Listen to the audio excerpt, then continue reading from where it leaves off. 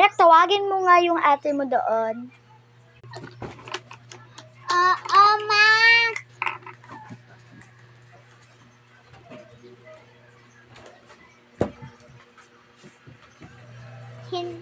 Ma, hindi pala maghuhugas si ate doon. Anong ayaw? No, hindi siya mahugas. Ipapasa kaya. Anak, buksan mo itong pinto.